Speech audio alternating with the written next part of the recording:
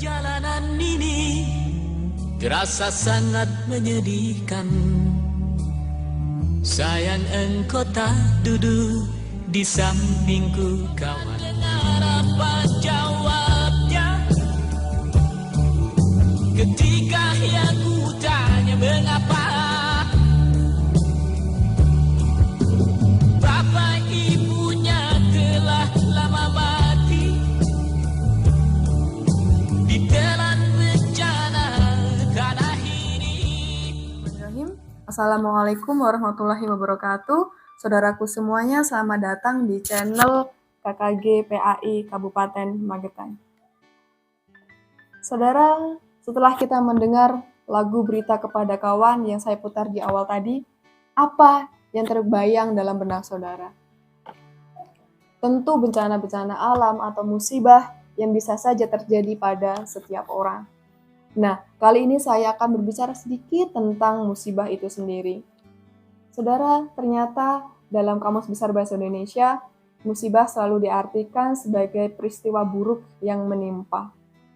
Nah, peristiwa buruk itu bisa berwujud bencana alam, bisa berwujud kemiskinan, sakit, dan sebagainya. Namun ternyata dalam Islam, kata musibah itu berasal dari asoba, yang berarti menimpa.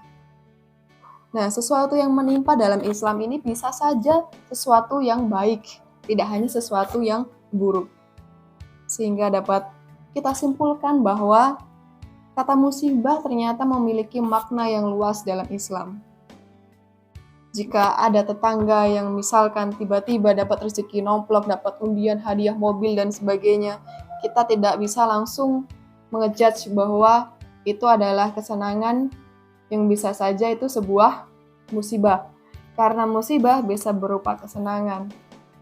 Nah, saudara, kalimat-kalimat pujian dan sebagainya yang datang karena kita diberikan kenikmatan yang banyak, itu ternyata bisa juga merupakan ujian. Karena apa? Musibah dalam Islam itu sama artinya dengan ujian. Allah ingin mengetahui seberapa sabar, seberapa bersyukur hambanya melalui ujian tersebut. Baik ujian melalui penderitaan dan juga ujian berupa kenikmatan. Hamba yang solih, tentu saja jika dia ditimpa musibah yang berupa penderitaan, maka dia akan sabar. Begitupun ketika dia ditimpa sesuatu yang baik, dia akan selalu bersyukur. Karena dia sadar bahwa semua kenikmatan yang dia dapat berasal dari Allah Subhanahu wa Ta'ala. Nah, saudara, setelah kita memahami makna yang begitu luas dari kata musibah, selanjutnya, siapa saja orang yang dapat ditimpa musibah? Nah, tentu saja semuanya, tidak hanya orang-orang yang berbuat maksiat, tapi juga orang-orang yang solih. Namun, perlu kita bedakan cara pandang ketika musibah itu datang pada orang yang solih dan musibah yang datang pada orang yang berbuat maksiat. Jika orang yang selalu berbuat solih ditimpa musibah yang berupa penderitaan sebagaimana yang dicontohkan dalam Al-Quran yaitu kisah Nabi Ayub, maka cara pandang kita terhadap musibah, kita harus menganggap musibah itu sebagai sebuah ujian keimanan, ujian kesabaran bagi hamba yang beriman, hamba yang solih tersebut.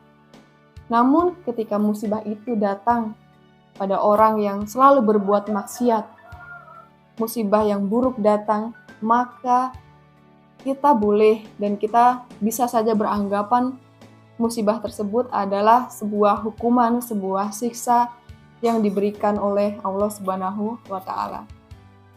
Jadi saudara, jika kita menjumpai tetangga, kita menjumpai orang-orang di sekitar kita sedang ditimpa musibah yang buruk, ditimpa suatu peristiwa besar yang sangat menderitakan orang tersebut, kita tidak bisa langsung semena-mena mengejudge dia, menghukumi dia bahwa dia sedang disiksa Allah, dia sedang menerima azab karena keburukannya dan sebagainya. Bisa saja orang tersebut adalah orang solih, orang mukmin yang sedang diuji kesabarannya oleh Allah. Begitupun sebaliknya, Jika kita melihat saudara kita yang tiba-tiba mendapat rezeki nomplok, tiba-tiba mendapatkan kekayaan, tiba-tiba mendapatkan jabatan yang tinggi, kita tidak bisa mengejudge orang tersebut, orang yang 100% solih, orang yang selalu berbuat kebaikan. Bisa saja itu adalah sebuah ujian dari Allah bahwa orang tersebut syukurnya sebatas apa. Apakah dia bersyukur ataukah dia malah sombong dengan kenikmatan yang dia peroleh. Nah, saudara, bagaimana sikap kita jika kita ditimpa sebuah musibah, baik musibah yang berupa penderitaan ataupun kesenangan? Yang pasti ada dua hal yang perlu kita perbuat, yaitu sabar dan ikhtiar. Saudara semuanya, sabar bisa diartikan sebagai menahan, bisa juga diartikan sebagai mengendalikan diri. Dalam psikologi, sabar memang biasa disebut dengan pengendalian diri.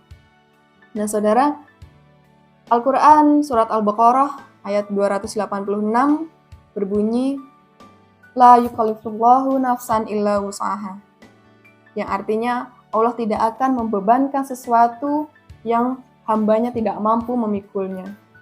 Nah, kata yukallifu atau taklif di sini bisa juga berupa kewajiban yang dibebankan kepada manusia. Jadi tidak melulu sesuatu yang buruk.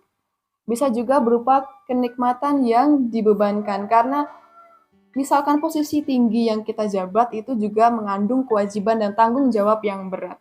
Nah, Allah tidak akan memberikan sesuatu yang di luar kemampuan hambanya, baik itu berupa kebaikan maupun keburukan. Nah, saudara, selain sabar, kita juga harus terus berikhtiar. Ketika kita mengalami kesulitan, Allah menjamin bahwa di balik kesulitan itu pasti ada kemudahan. Seperti halnya dalam Quran surah Al-Insyirah ayat 6. Inna ma'al usri yusra. Sesungguhnya bersama kesulitan itu selalu ada kemudahan. Dalam ayat ini Allah seperti berkata, wahai hambaku tenanglah, wahai hambaku jangan khawatir. Karena kesulitanmu sekarang, karena perjuanganmu sekarang, rintangan yang kamu hadapi pasti disertai atau pasti berakhir dengan sebuah kemudahan. Nah, dari situ kita bisa selalu optimis ketika kita menghadapi sebuah ujian hidup. Bisa saja sih kita sedang mengusahakan sesuatu namun sangat sulit ujiannya untuk mencapai hal itu, maka bisa saja Allah sedang menguji kita di situ. Jika kita menyerah, maka kita gagal dalam ujian tersebut. Namun kita pantang menyerah, kita harus berjuang dalam ujian tersebut sehingga kita dapat memperoleh akhir yang bahagia, akhir yang dimudahkan tersebut. Pemirsa yang dirahmati Allah, semoga puasa hari ini dan puasa selanjutnya selalu dilancarkan oleh Allah Subhanahu wa Ta'ala. Sekian yang bisa saya sampaikan. Kurang lebihnya saya mohon maaf. Kebenaran hanya milik Allah Subhanahu wa Ta'ala. Wassalamualaikum warahmatullahi wabarakatuh.